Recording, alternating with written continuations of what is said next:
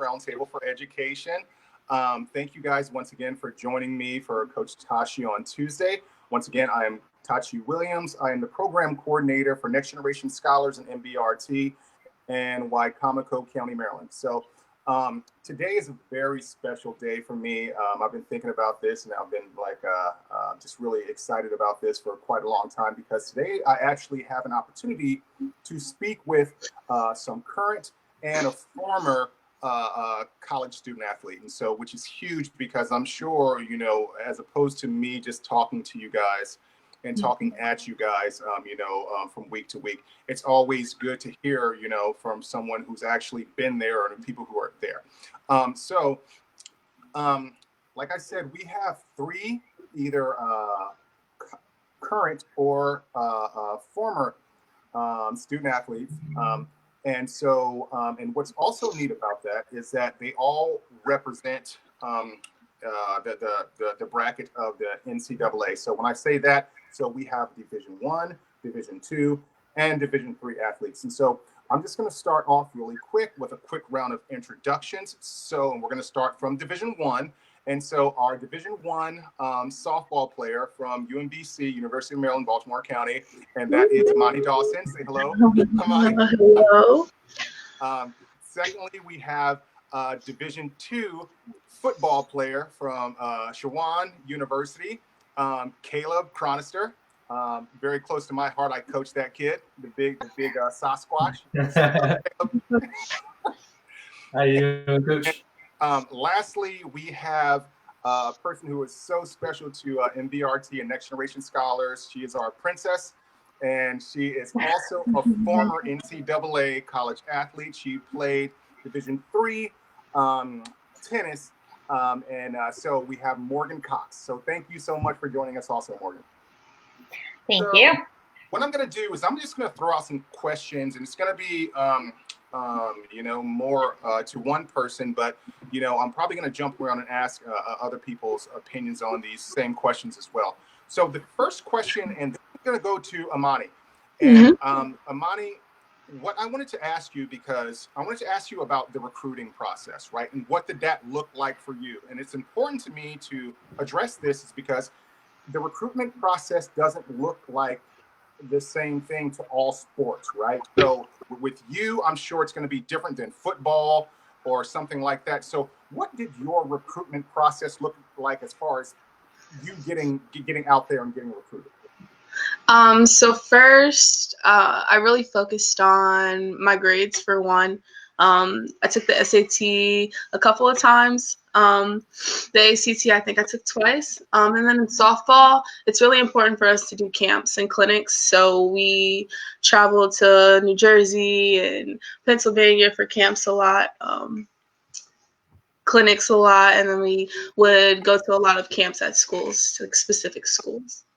Okay. And so, Imani, when you say that, so when you're talking about getting recruited through these camps and through these, through these outside sources as opposed to your high school, so did they contact you directly? Did they contact your parents? How did that go? So I think there's a website that you can go to see all of the clinics, but usually schools just post that they're having a clinic, or certain teams will post that they have clinics. Coaches can't reach out to you until I think they changed it until your the end of your junior year, going into your senior year. So they can't really reach out to you, but when you're at the camp, they can talk to you there, give you instruction there, and give you a little insight there also. Okay. And when it all kind of got said and done with, how was it that you made your choice after getting recruited by different colleges and universities? I chose my school because, one, they are really big on education. They put education first, and they're also very close to my home. So I'm close to family. And yeah. And that's always, I mean, I think a lot of times, young people don't take that in consideration. I think one of the things that a lot of young people want to do, they're like, man, I'm out of the house. I want to get as far away from this place as far away as possible. Yeah, but that's not always the move, because once you're gone for a while and you find out that support system that you just left. I mean, that's a huge deal. Caleb, I'm sorry, Morgan, I wanted to ask you that same question. What did your recruitment process look like? So with tennis being more of an individual sport, the process is a little bit different. When I was going through the recruiting process, it was a little bit more informal. Similar to Imani, we still have like clinics and things that you can go participate in, but it's through USTA, which is like the United States Tennis Association. They have tournaments all the time. So basically most of my high school career, in addition to playing high school tennis, I also participated in these tournaments almost every weekend. So it just was another opportunity to practice my skills. Coaches are welcome to come to that. College coaches are, but same thing. They couldn't reach out until towards the end of my, I think it was my junior year. And that's when I started talking to coaches when I was touring colleges. And then from there is when the coaches would help give me a little bit of information about the school. They would typically take a lot of the coaches that I talked to took me on a tour in addition to just the tour that the college offered through admissions, which was kind of nice. And I also was able to participate in an overnight stay on my college campus with one of the tennis players and one of the team members at the time. Okay. So that was really neat for me to be able to stay on campus before I accepted my acceptance letter. So it just gave me another opportunity to practice not to practice with the team, but to attend a practice, to watch how everything happened and to experience that on campus. Awesome. Yeah, all that. And, like I said, being a former athlete myself, I've actually experienced kind of both of what both of you guys are saying. So that's absolutely, 100% spot on. One of my next questions, and I'm going to put this to Caleb. Caleb, I want to know about what does your normal day-to-day look like as far as a student athlete? And the reason why I asked Caleb this is because Caleb is a freshman. And so it's going to be a little bit different from Caleb, who just recently came from high school and who has now been thrown into that lifestyle as a college student athlete. And so, Caleb, tell me kind of what goes on in your day-to-day, and tell me about like when you're in season as opposed to out of season. So let's say you start school when you guys started up, in September? Yeah. When you first started this past fall. So what did your day-to-day look like as far as your classes and your football schedule? What did that look like for you? So when I first got there, we were doing camp. So that was basically like, we wake up, we get food in our system and stuff like that. And then we wait about an hour and then we go practice and then we have meetings afterwards. But when we got into season, we wake up, we go lift in the morning. I usually lifted at 7, but it goes by like your classes. So like if you have an 8 o'clock class, you got to lift at least an hour before that. This way, you got time to get a shower and all that good stuff. But yeah. And then after we lifted, we had our class. So sometimes I would have like 2 classes, anywhere from 2 to 4 classes. And then after the classes, we usually have time to go get lunch.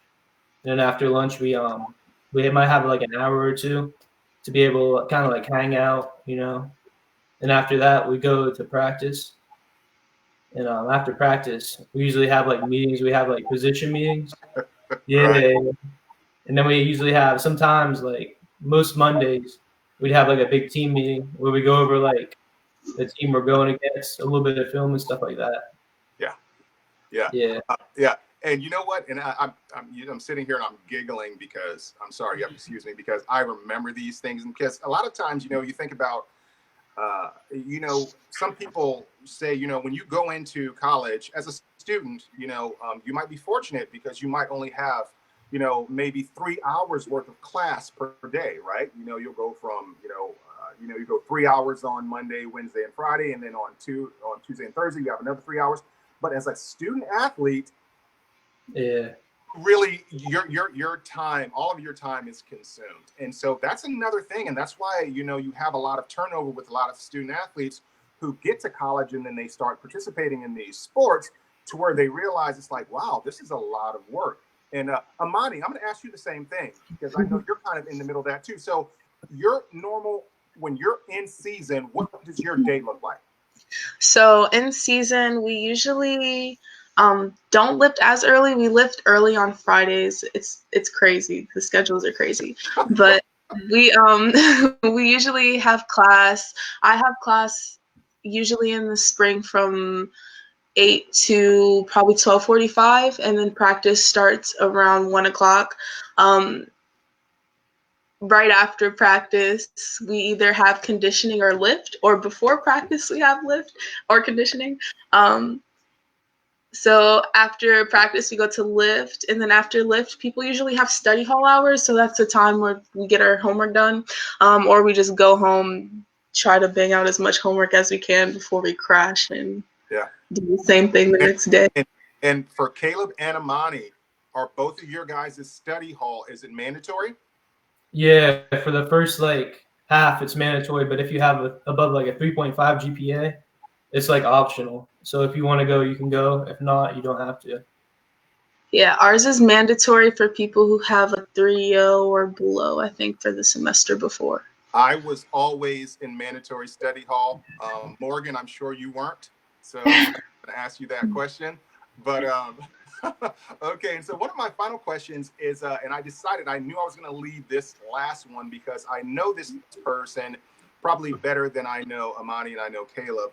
But the question that I wanted to ask was about time management in college to athletes. So the person who I know very well, and I know she is on top of that as far as her time management skills, is the lovely Morgan Cox. So as a student athlete, Morgan, how did you manage your time between being an athlete and being a student? Well, being an athlete forced me to manage my time. I had scheduled all of my classes. I went to a very small school, so I had that going for me in terms of being able to be flexible and scheduling my classes. I had all of my classes scheduled in the morning, with the exception of like maybe my first year. I had classes up until like 2 o'clock in the afternoon. But after class, I had about an hour that I could get a little bit of quick studying done. And then I went to practice for 3 hours. And after practice was dinner. And then basically the rest of the night was, homework. So that started to force me. And then my schedule changed, I think, after my first semester. When I was really in season, my classes got out a little bit earlier, but then we're of course in season, and a lot of our matches for my team, we had Saturday matches, but we also had matches on like Tuesday and Thursday as well. So in addition to practice, there were some days that we were traveling, where I either may miss a class or I was missing that time to study. So my team actually supported me, and we all supported each other. We always took our schoolwork with us. Actually, one of my favorite pictures from my time on the tennis team was at our, it was like our fall tournament that we played with a lot of other schools in the area. And it was the week before fall break every single year. So we had all of our studying for midterms to do. And there's this picture of the tennis courts and then all of our books just spread out. Because that's what, as a student athlete, you find the time to study. You just have to make it, because if you don't, your grades are going to drop, and then you're not going to be eligible to play anymore. So having that kind of help dictate finding that flexibility and my freedom, which also I really appreciated as a freshman coming into college. Not having, in high school I studied, but I didn't study nearly as much as I needed to in college.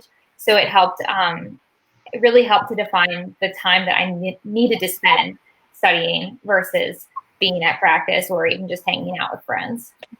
Absolutely. Absolutely. And, I always enjoy talking to current and former athletes, because at the end of the day, we are in a very exclusive fraternity or sorority of young people, right? Because not everyone can do this. When you make that conscious decision that you are going to go on to college and you're going to be a student athlete, understand that those next 4 to 5 years is going to be all consuming. So, I mean, you're not, you know, you might think going in, it's like only 3 hours of class per day. It's like, nah, bruh, this is about to get really real. You know what I'm saying? So there is so much things that, you know, that comes along with that. So you are going to have to stay on top of your everyday life. You have got to stay on top of your studies. If you don't, you'll lose your scholarship. You're going to be academically ineligible. It's going to be a non-issue, right? So you got to make sure you stay on top of your academics, stay on top of your athletics. You have to wake up in those morning sessions or those afternoon sessions, and these off season, right? So you have to get up early in the morning or late in the evening. You have to go to the gym. You have to work out. So there is a lot involved in all of this. So, guys, thank you guys so much for taking the time and chatting with me a little bit this morning, this afternoon. Once again, guys, from MBRT, we want to say make sure these listeners and our young students go on and make sure that you log on to our Way to Be app. Also, and lastly, I want to say thank you guys once again for tuning in. Thank our guests, Imani, Morgan, Caleb, for tuning in and spending some time with us this afternoon. And in the meantime, continue to practice social distancing and take care of yourselves and each other. And we'll talk to you soon. Thank you, guys. Thank you. Thank you.